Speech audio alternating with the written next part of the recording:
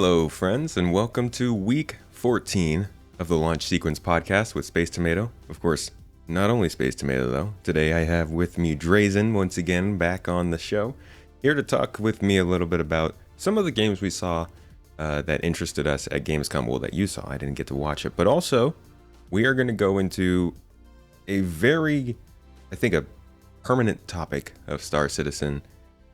And we're going to talk a little bit about the expanding player base, which is quite frankly, I wouldn't say exploding, but definitely it's increasing quite quickly right now, and how the expectations of the game are changing a bit for those people, and whether or not that's going to affect the game in the long run, and how that might affect older players who are looking for maybe a different type of game. So that's going to be a fun talk. But before we get into that, Drazen, how are you doing today?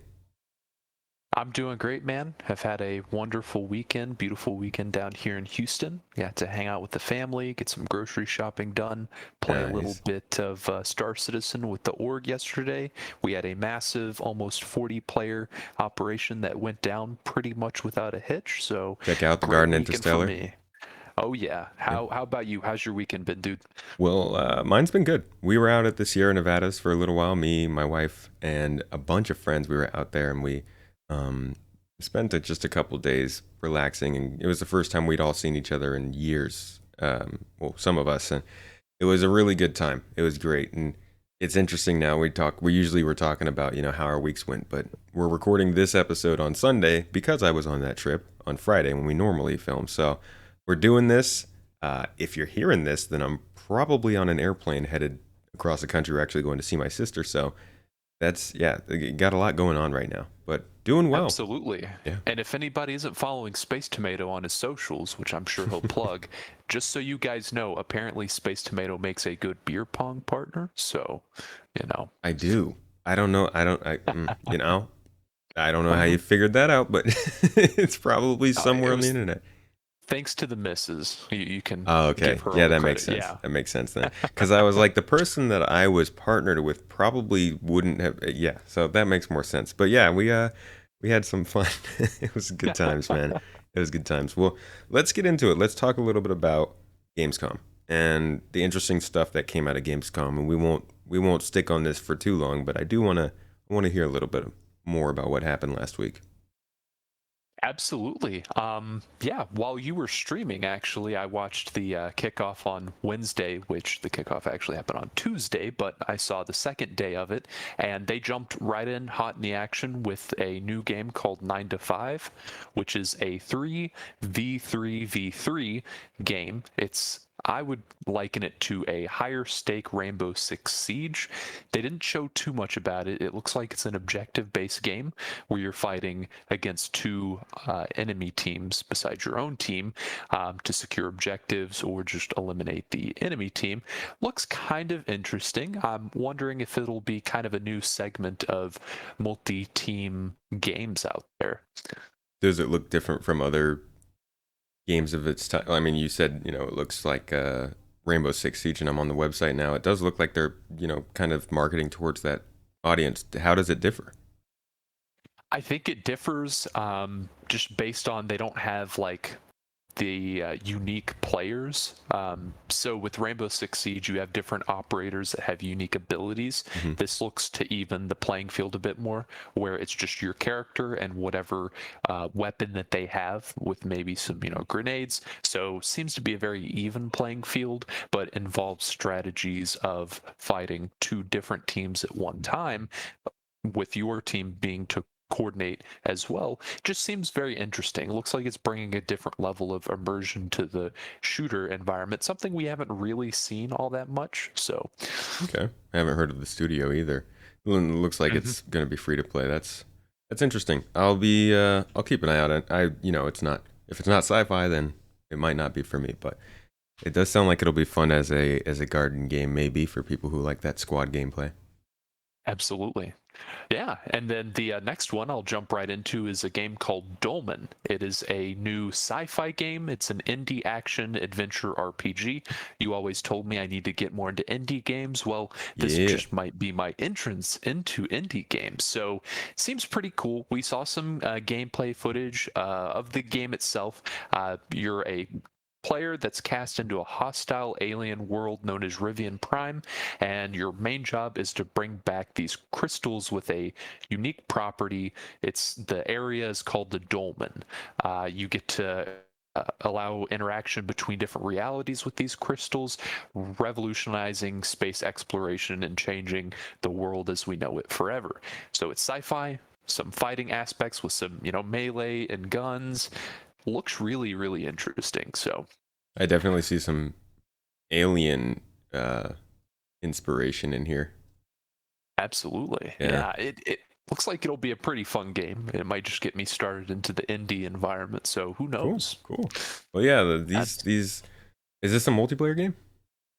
I believe so. I believe it's going to Yeah. be a multiplayer game from what we've seen. Yeah.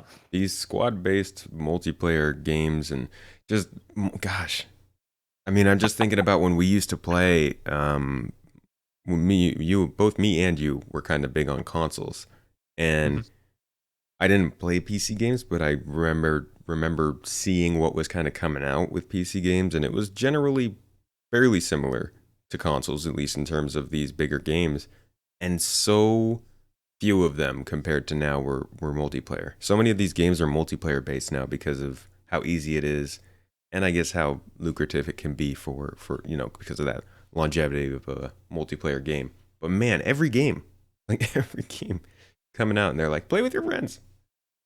It's great though. It is. I You get a lot of success in just having, campaigns, co-op campaigns, Yeah. wink, wink, Yeah. Oh god. yeah, things like that. Being able to play with your friends, at least for part of the game. Even games like, if you had heard about Doom, they had a player-driven way to do a multiplayer version of Doom, which is kind of going under its own controversy right now. Mm. But even Doom, which is a game just been single player, they now have a game mode by some mod group, something like that, that's actually recognized by the makers of Doom. Mm. So you can play like this demons versus Slayer kind of game, and even games that are traditionally single player kind of getting into that multiplayer environment too, Well, because they realize a market's there. So see, but I will say, while I do enjoy multiplayer games, and I don't want to get too deep into this, but there is a place, and it's a big place for single player games, for deep, enjoyable single player adventures. Those are like they're becoming less and less. Sometimes they're getting multiplayer tacked onto them just cause like I don't need to name any names. We know which ones we've seen in the last several years, and I do really hope that companies still understand the importance of a single player game. But that brings us to actually no, that doesn't bring us to that topic. We'll wait for that one. Saints Row was Mhm. revealed as a kind of a reboot with the new, or rather with Gamescom last week. They announced that they're rebooting Saints Row, and it basically doesn't seem to have much other than the name and the general idea to do with the old series. What are your takes on what you've seen so far? So surprisingly, I never played Saints Row growing up. I had friends that played it. I might have Shame. touched it for 10, 15 minutes, but it was never a game that I was ever interested in because Grand Theft Auto was always like the competitor to it and always seemed to be the more attractive option to Hmm. get into. So I'd always heard about Saints Row, I'd seen gameplay of Saints Row, I had friends that played it, but I never really got into it until I saw the announcement for it at Gamescom just a couple days ago. So it looks really interesting, but it seems like people are pretty divided over the video that we saw. Right. So I don't really know much. I don't know anything. I have this literally today is the first time I've gotten to look into it. I know it was announced. I listened to a little bit of a talk about this on what was that? Was that kind of funny? I don't know. Some podcast, some gaming podcast. I was listening to them talk a little bit about it, but didn't hear too much. And then I came here um, to my browser on YouTube, and I searched for Saints Row, and I have vidIQ, which shows me kind of the ratio of likes to dislikes on videos, and everything about this game on YouTube, just about, seems to be disliked. So people clearly aren't happy about it. I don't. Okay, here's something about going woke. So now, okay, so I kind of get a start to get an idea of why people are unhappy about it. That is a fresh. That's a fresh discovery for me. So that kind of opens it up a little bit. Um, I will say that this game doesn't really ring Saints Row bells for me. It When I just saw it now, it actually reminded me kind of that other game that we saw earlier at E3. It was the vampire one from, gosh, what was it called? I can't remember what it was called, but it was another game. It's a four-person shooter. You're fighting vampires or something, and it had this like kind of very animated, comical look to it and a vibe. And this sort of reminds me of that. And while Saints Row was always a comical series, it was comical because it was super ridiculous, but it also had a very like in-depth gang backdrop. And I saw nothing about being part of a gang here. It sounds like they're part of a startup, so I don't know. As I said in the very beginning, they said that they are distancing themselves from what it used to be, kind of rebooting this under the same name with a different idea. I don't know how I feel about that, but we'll see how the game turns out. I also haven't looked into the details of what the gameplay even is. So, what have you read or seen? I have not looked into this game beyond the reveal at Gamescom. Okay. I was kind of waiting to see if any more information would come out. It might be a game that I could get interested in just because it doesn't look like the Saints Row that I've recognized growing up. Hmm. Maybe they're trying to appeal to Which a was broader good. audience, a different audience, maybe. The old Saints Rows were really good because while they were competing with Grand Theft Auto, they kind of took a different approach. You felt more like you were playing in that sort of gang mentality as opposed to Grand Theft Auto. Oftentimes, you felt sort of solo. Saints Row was very much about building up a community around you and like using that to do the things that you do in the game, which I think is more in in uh, Grand Theft Auto now than it used to be. But that was something that I really liked about Saints Row back then, and I pointed out I didn't really see that much in this trailer, so I hope they're still doing that. Well, I do. Maybe I need to backtrack here a bit. This is a reboot of Saints Row Right? franchise. Yeah. So, maybe that's kind of something that they needed to refresh things. I know some people were accusing it of being a GTA clone, but they clearly Saints Row is suffering and they needed to get new people interested in Saints Row. Maybe this is the direction that they need to take it to really get people um, into the series now. So Yeah. I don't know. We'll see. I think there's the it's all kind of been poisoned at this point because now if the argument is suddenly that the game company is woke or not, that's just going to ruin basically a lot of the discourse that can be had about this game, and that's a real bummer because I think Saints Row as a series is a really good one. I think that it has a place definitely in the industry. Grand Theft Auto should not be the only game where you can get that sort of story and play.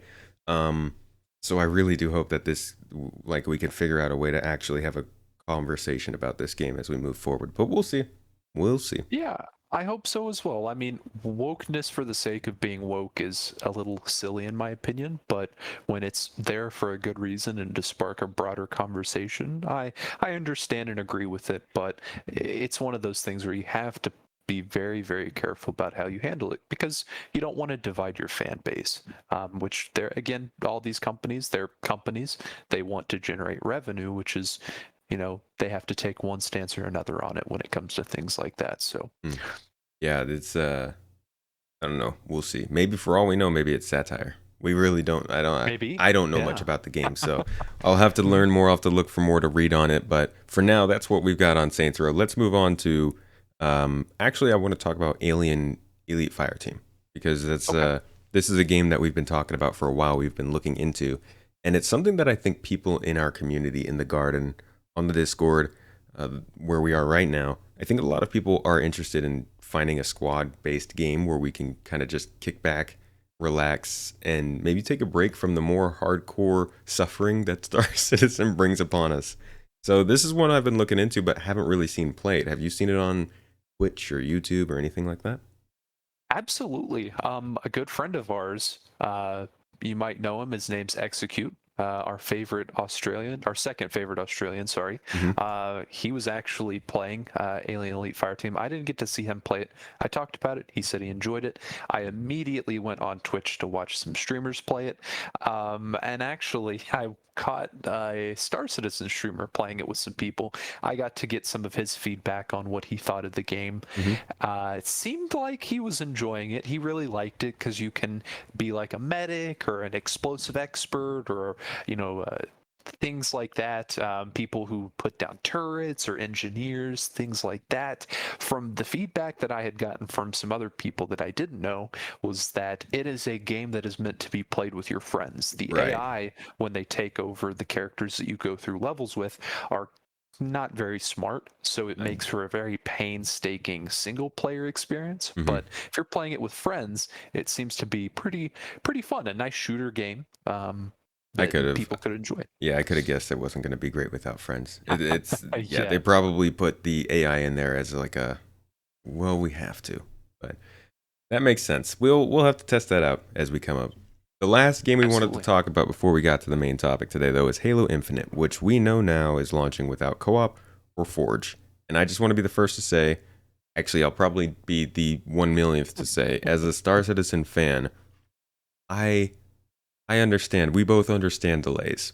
Um, so I am more open to seeing a game delayed to be launched complete. And it's not necessarily about those features just not being there. It's about us getting complete games. It's about publishers getting used to the fact that players don't want to buy your game if it's not finished. Unfortunately, we're not doing that though. So I guess that message is not being sent.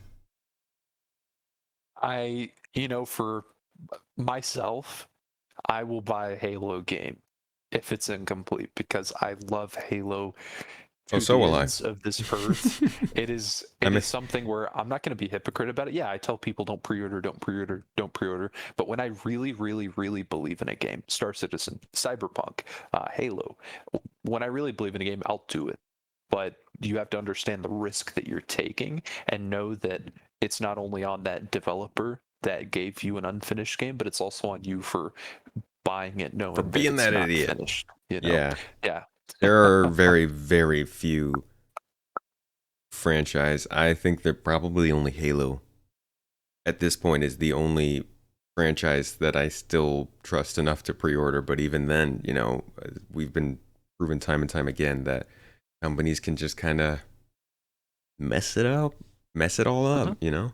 They Absolutely. they just make the wrong decision sometimes, and it screws everything up. Um, so yeah, those two features missing sucks. And like I said, I want to have a complete game.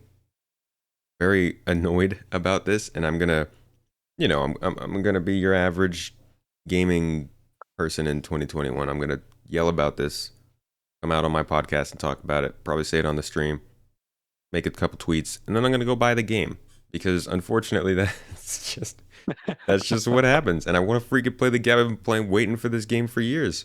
Um, Yep. this is my favorite game franchise of all time. There's no denying it. And I I will buy it anyways. That being said, dude, the new trailer that came out, I did not like it. I enjoyed it just because I'm a very big lore guy. What got me into Star Citizen was Astropub. Astropub, if you're listening, shout out, man.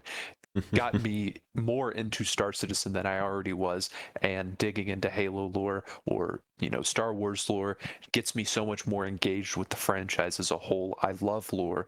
The video showed 2552 when New Mombasa was being attacked. The video was about London Mhm. and the lady that we see essentially training you in Halo Infinite. It shows her backstory where she came from when the Covenant had invaded London. I understand the video maybe wasn't all that well executed, but it did add a little bit of history piece, which I thought was really, really cool. You know, that's also just my opinion. I've seen plenty and plenty of people. In fact, I don't think I've seen any really negative opinions of the video. The trailer itself as a trailer was a good one. It was hyped, it was cool, it was motivating. and it taught me a little bit about the game, the tech it's using, like all that kind of stuff. You know, it was like a Yeah. decent trailer. It just wasn't it wasn't Starry Night. It wasn't Believe. It wasn't a Halo marketing trailer like I expect. And honestly, the story of it suffered so much from being in trailer format. Like the things that were going on in the trailer were just like, why did the Spartan step out of the drop pod and freaking nod at this civilian that's in between him and a brute? You know, like I get it, it's cool. The Spartan just showed up, but like, what are you doing, man? I want to see how it's actually going to play out, and that's just not what would have happened. So, you know, I think it was a cool trailer, but it begs a bigger discussion though of we haven't seen a lot of hype for this game. We got a December 9th date of when they're going to put this game eighth. out. 8th, 9th, I thought it was the eighth. 8th. Maybe it's ninth. Is I it don't the know. 8th? It Yeah. might be the 8th. Yeah. Dang it. I'm going to get lambasted by everybody now. No, I should know. But for them to announce a date Yeah, that it's this the game eighth. is coming out, it's the 8th. Okay, well, dang it. They should have put a lot more hype behind it. I don't understand why they put that video out with the announcement date. It should have been a immense hype video to be put out. Maybe they should have put this video out a month from now to tell a little bit of the backstory. I see this as very poorly executed. We haven't had any real hype videos for Infinite at all, which is very concerning to me as a consumer, but to me as a Halo fan as well. And I know you probably think the same. But we need to get some hype going, and I don't see why they didn't capitalize on them announcing when the game's coming out to do so. What do you think, man? I'm guessing they've got a very good trailer planned for later. Because like I said, they've with all of their games, they kind of have these really good trailers, at least one. So this Mhm. is probably just something that they needed to throw out there to kind of get that final marketing push started, and we'll probably get something really good in November, maybe something I don't know, a little something on September and October, something to kind of whet the appetite. But I think November is gonna when we're gonna get the really good trailer. But for now, yeah, I mean the hype's not really there. It really bums me out too because there's so much mystery around this campaign for this game. We have no clue what's about to happen. Like I was just thinking of how can they make a hype trailer out of the campaign with cool footage and showing off an event without giving away what's going on, and they can't because they haven't shown anything. So anything they show gives away a lot. And I think they probably are paying very close attention to that. So I don't think we'll see much story related for a while. I think it'll mainly be multiplayer like we're seeing, but I could be wrong. I hope you're wrong. I really hope so because I'd love to see even just a little teaser So would bit. I. So Man, would I. but I'm still excited for this game. Yeah, yeah, Still. absolutely. I mean, God, playing the technical preview was amazing. It was so much fun. I haven't laughed and smiled playing a game like that for a long time. Not even Star Citizen. So I am very excited to play the game. I hope this. There are some stumbles they're having in the lead up with the XP stuff and like the co-op, like we just talked about. I hope we can move past that. I hope we could figure that all out. I hope this game can just have a clean launch. That's all I want. Just want a clean, nice launch. Doesn't have to be impressive. Doesn't have to blow any records away. You know, But I'd just love it make if it things did. simple again. But I'm excited. I'm going to fully immerse myself in the campaign. I'm going to feel every emotion, and after that, I'll be like, okay, let me know, Tomato, when you finished it, and let's discuss. Yeah, I'd assume we'll have a podcast. You'll pull me on, and we'll just talk mostly our thoughts on the campaign yeah. and I Halo think as it launches. I think I'll probably do like 2 sessions, or Yeah. maybe three, because I do want to get it out of the way quickly so that I can. That sounds bad. I don't want to get it out of the way. I want to just play through and enjoy it so that I can sort of deflate and then go back in and have like a longer, much more drawn out and detailed playthrough. And unfortunately, I do think that that is kind of a product of now I'm doing this to create content as well. Because before I would jump into the game and I would take my time, I'd play through the campaign over the course of like a week. But Yep. now I do realize that like getting getting a really good first play and then getting to take that extra time for that second time, I think is worth it for me. So I'm definitely going to get through it probably in the first day or second day. Yep, same. I'll probably stay up for 8 to 12 hours, maybe 18 hours. Oh boy. We'll smash through the campaign. I will stay up. I will drink energy drinks. I will complete it. That way, nothing is spoiled for me, and then relish in all of the good, wholesome content that Halo Canon and Eckhart's Ladder will put out. Get Mm-hmm. some of their lore insight.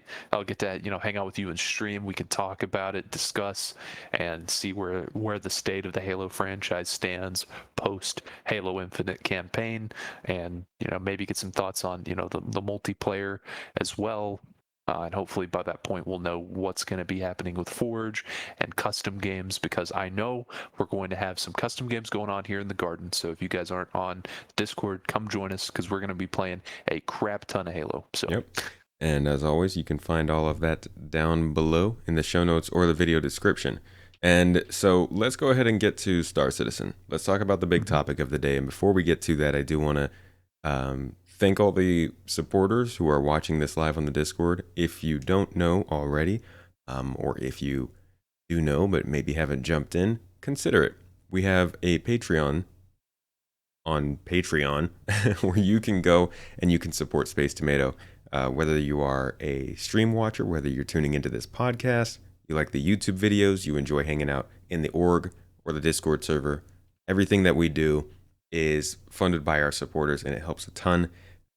Seriously. So if you are interested in that, please follow that link below, and make sure to check out the perks, because some of them are quite nice. absolutely. And anyways, yeah, with that, let's go ahead and get started on Star Citizen. So the first, what we're going to talk about today is how things might change as the player base of Star Citizen does. And this is, as I said, a forever topic. It's one that I've seen discussed for years now, and it's one that I think will be discussed for years more after this. First, I think we should talk about how the game has been growing. So we pulled up some numbers. These are from the company, from Cloud Imperium Games. So they're official. They're not exact, but they are official. In 2017, Star Citizen had about 430,000 unique players throughout the whole year. In 2018, that increased to about 520,000. In 2019, it actually slowed down a lot and went from 520 to 540,000. Now, unfortunately, I don't have these percentages, but I believe in 2019, we went from 540 to 740 in 2020. So the biggest jump before that was 90,000 players. Now we're looking at a 200,000 player jump in 2020. That's what, a 35% increase, I think we read in players? We were reading it was like a 35% compared to 2019 and a 40% compared to 2018. Right. So 25% higher than 2016, which is when they launched the PU. okay. Mhm. Wait, did you say 25%? It's the number. The unique player count's 25% higher than the previous high, which is when everybody jumped on in 2016 to experience okay. the PU. I see. So then it dropped back down. Gotcha. So it's 25% higher than the previous high, but it is 35% higher of the previous year. So if we're looking at year-over-year growth, I don't know about you, but you also get to meet a lot of new players coming through the org, coming through the garden, coming into the stream. We hear a lot of stories and see a lot of new faces, and I don't think at any point before, say, May, maybe April of this year, was there anywhere near as many people coming in and saying, hey, just picked up the game, hey, I'm a new player, hey, just learning about Star Citizen. The amount of people who have jumping into this game has exploded this summer. I just said I wasn't going to say exploded earlier. Has increased dramatically this summer. Would you agree?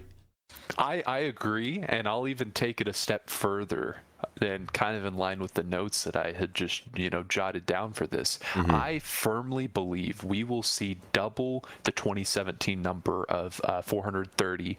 I think we could see double that for 2021 when we close out at the end of the year. I'm going to be excited to see a state of the universe that letter from the chairman that Chris Roberts put out. I Hmm. fully expect us to be at double the amount that we were at 4 years ago, which Well, is exponential growth for the game. yeah, double that for next year would only be an increase of about 120,000 players.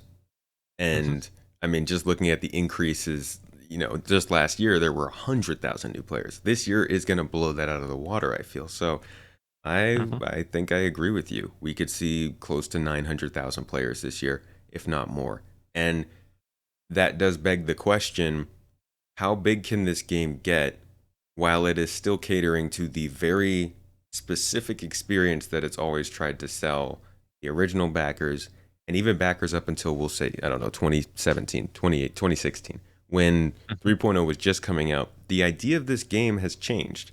And what brought this whole discussion up was actually me kind of ranting a little bit at Drazen about YouTube comments, but us discussing a specific comment that was complaining about the idea of permadeath, saying that it was going to kill the game on arrival. Now, a lot of you who are listening to this podcast have been following this game for a long time and know what I'm referring to when I say Death of a Spaceman, and know that it's true when I say that that idea has been around for 8 years now. Like Death of a Spaceman, I looked it up earlier today, was first posted on the website in 2013. As a full concept, you can still go on there and read it and figure out what the idea is. This is new. Um, and so it's worth considering that a lot of people are seeing what's being advertised about this game now or 2 years ago, 3 years ago, and not realizing the direction that we're going. And now that that stuff's kind of starting to come out, they're getting nervous. They are talking about how they're not going to play. They don't understand. You're gonna scare away players. What do you think of this? Like, how does that? Do you feel like they have kind of a they do they have a point? Yeesh, sorry, that was my chair. I, I think they do. I fully expect us to see a shift in their marketing. I think it's already been kind of shifted in their marketing to, attract the more casual players, maybe the people who are a bit more on the fence to come and try out the game, because they feel like if they rope people in now, as they start growing and developing the game even more to that end goal, they can have those people grow with the game and get on board with the ideas that Chris Roberts has had from the very beginning, that as a way to kind of sell what the game will become without trying to sell people on what the game will become when they're first trying to buy it. They're selling them on what the game is now with the carrot dangled in front of them that it'll be this really in-depth amazing experience for players. Yeah, and without getting too much into the marketing tactics of the game, we should probably talk about the idea, or rather, what it is that they are selling. Because when you go and you watch a trailer for a Star Citizen update, you might get a slightly different idea from what you get when you play the game. That's not to say that none of the things in the trailer aren't in the game, but they might not play out exactly how they look. Things like special effects, things like how NPC, things like how NPCs might react to you. Honestly, Mhm. so that does that does beg the question: what exactly are people signing up for? Are they signing up for what they see in these trailers now? Or are they signing up for what the game is supposed to be in the future? And I think most of the players are signing up for what they see in these trailers. And like you said, that should probably drive a little bit of the development. It should, the game should be able to change to attract new players, but also there's a lot of pushback to make sure that doesn't happen. I mean, I remember when I was considered a new backer, and people probably pushed against what I thought was like, oh, maybe make this a little bit easier or more casual so that more of us can kind of get more in depth with that. And now I look at other people who are coming in and they're saying that this stuff is too deep, and I'm like, okay, I get it.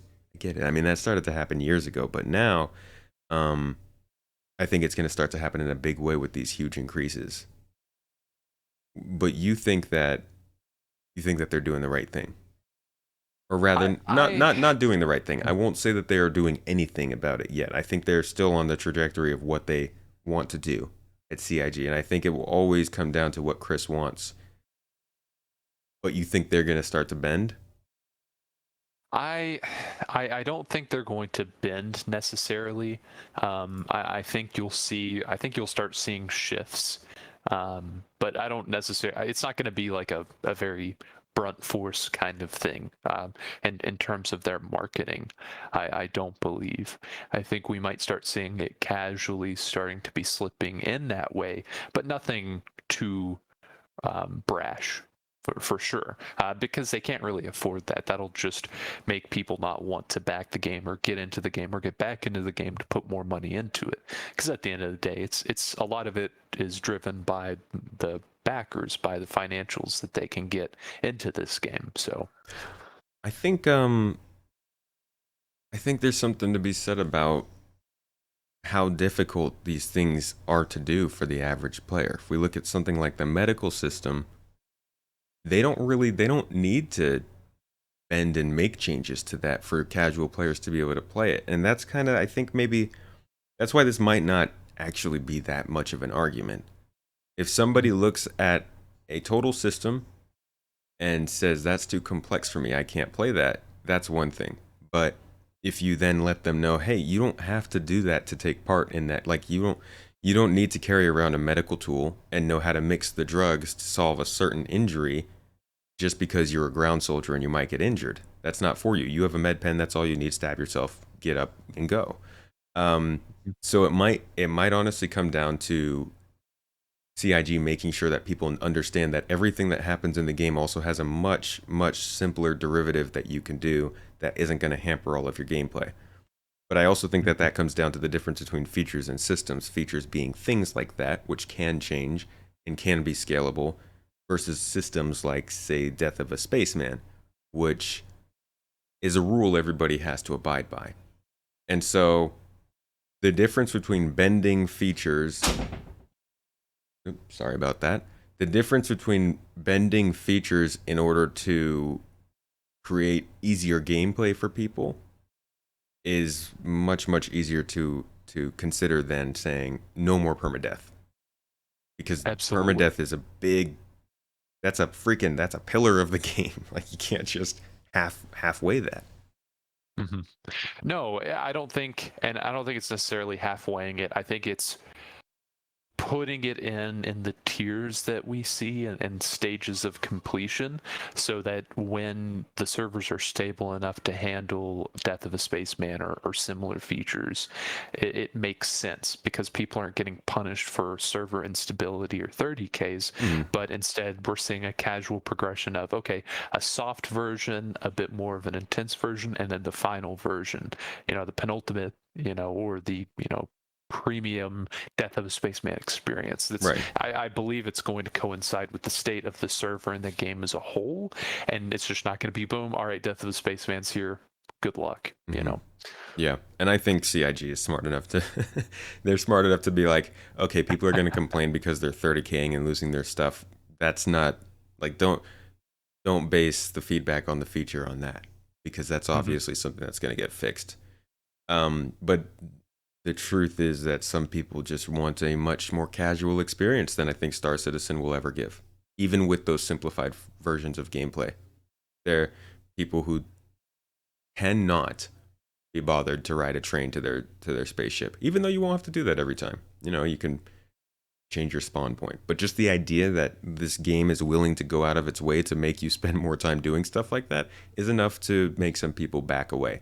And I think that there is just a certain subset of people that actually, rather, I think there's a certain subset of people who can play this game. I think the majority of people are just not going to get that much enjoyment out of a game like this.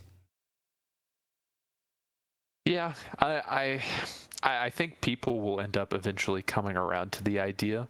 I think to say, people may not want it, period, or would stop playing the game because of it. I don't necessarily think that'll happen. I think people will eventually realize, oh, hey, there's a lot of fun to be had You know, it's not going to be like an Escape from Tarkov thing where things just get progressively tougher and tougher and tougher, and then every time you go in, you're just being excruciatingly punished by playing the game. Mhm. You know, I think it'll be a lot more accessible. And I think that's it. You know, the main thing is player accessibility to play this game, because they're going to want people to come back and have a reason to play, you know, once a week. Mhm. So, I will definitely say that while I don't think that this game should be excruciating, I am very much on the boat of hesitancy um, in easing up on some of the stuff. I'm not closed off to it. Like I said, I'm open to it, but I don't think there's a line. I think there's a gradient, so to speak, of going from, a very hardcore sim to a very easy to pick up I don't like using these two words opposite each other, but more of an arcadey kind of game. I think we shouldn't pass that halfway point. So, slide around, figure out what works and what doesn't. But like, there is a soul to Star Citizen that does need to remain, and we can't just make the game easy to do. You know? yeah, and on the flip side, you can't make the game so hard that Yeah. people feel extremely punished, like how Tarkov is now. I played back when it was a lot easier to get into, the bar was not as high, Hmm. but now when you jump in, you are punished for being a new player. There's really no new player experience. You are thrown into the fire, and you either learn how to, have fire immunity in some amount, or you just get burnt out of playing the Yeah. game. See, So, that's kind of crazy. I think Star Citizen mhm. will do a very good job of helping newcomers. I think they've already shown that with things like the guides, with their effort to put out tutorials in some way, even though the game mechanics are always changing. They do have an FAQ website with a lot of good information that literally tells you step by step how to do things in the game, but it's incredibly hard to find. I don't even think I've ever actually linked to it from the main website, but I will leave that link down below because that's a in fact, let me pull that up now so I don't forget. But um, they are doing a lot to help newcomers and beginners in this game already for a game that's in development. I don't think they'll leave them behind, and I don't think that because of the way that they've already started implementing features, they've planned for this stuff, things like the physical inventory, item system 2.0, the heat system, flight model. I don't think they're really going to pull that many punches when it comes to implementing hard gameplay mechanics in the future. I think that's where I'm going to sit on this. I don't think they are going to casualize this game too much. I think they've got a base, and they're not going to get pulled that far away from that base because the base is dependent on Chris Roberts, and that dude is stubborn. We haven't gotten the game in like 8 years because that dude is stubborn and he wants what he wants. Absolutely. And we've all invested into the game with at least a partial realization that we are investing in Chris Roberts' dream game. We are making his dream come true, and his dream has kind of become our community dream of getting to see this game. So Yeah. I would expect absolutely nothing less at this point. Hmm. And just as a kind of a closing point, I think, on this discussion, what Star Citizen is now, what they add into the game now, what they do with the game, how they test it, how they run it, is not what it's going to be in 3 years, 4 years, 18 years. I don't know. Whenever we're all playing for real, it's it's not going to be the same. We can't look at Death of a Spaceman, permadeath, personal inventories with disappearing items, ships malfunctioning because of the heat system. We can't look at that stuff and say this is broken because of a glitch. While it's really annoying, there are a few things like cargo that like they really really should try and fix. Um, Mhm. at the end of the day, things can't be too early in game development. They can't. And I know we're playing the game. They sell this as a game. Honestly, that's on them. They shouldn't be doing that as hardcore as they do, but these things can't be introduced too early. We need to get them in and understand how they work and test them on a huge scale so that they know how these super detailed and intricate game development features can fit in with each other in the future. So Absolutely. And that's kind of what, people are always in the comments saying, this game is broken. How could they even think about Death of a Spaceman? I get these 30Ks and all this crazy stuff happens. Why would I want this game to be even harder when we still have all these issues? People need to realize that when they fully implement these ideas that are going to make the game a lot more immersive, a lot more in depth, and yes, to some extent, a little bit more difficult, we're mhm, not going to be having these 30Ks not near as often, if I would even venture to say at all, yeah, whenever those features do fully come out. They understand the state of the game and what it's in right now. They're just letting us know, hey, you're going to see tier 1, tier 2, tier 3, the final version of Death of a Spaceman. They're going to put it in, but make sure when they do that it's not going to negatively detract from the current player experience as to drive people away. yeah, So they're very, very smart about how they're going to do it. So please, if I can say anything, it's don't base all of these features on what the game is right now, mhm, because the game's going to be a lot more polished when they do add those really in-depth features. So, yeah. And it's also worth looking at what you think the game's going to be when they do actually do all this stuff. And if you have a problem with that, mhm, then you can totally talk about that. That's all we do. We mhm. do is talk about things that are coming because we we just don't have enough that's already here. But um yeah, what Drazen said I think is pretty spot on. It's You can't really judge these things by what they are right now. Yep. And that files into the intricacies of following Star Citizen. It's not an easy project to follow. Um, it's anxiety inducing. Absolutely. And how can we speak on what the game will be when the current state of the game we have right now is, and I know a lot of people, maybe even you will agree, game's kind of a hot mess right now. Oh God, Absolutely. yeah. And I agree with those people. It is a hot mess. We're just hoping for a better and brighter future. And so far, we've had some little bit better and a little bit brighter futures given to us. So we fully expect it to be, continuing on the same path of progression. So, Yep, yep. But yep.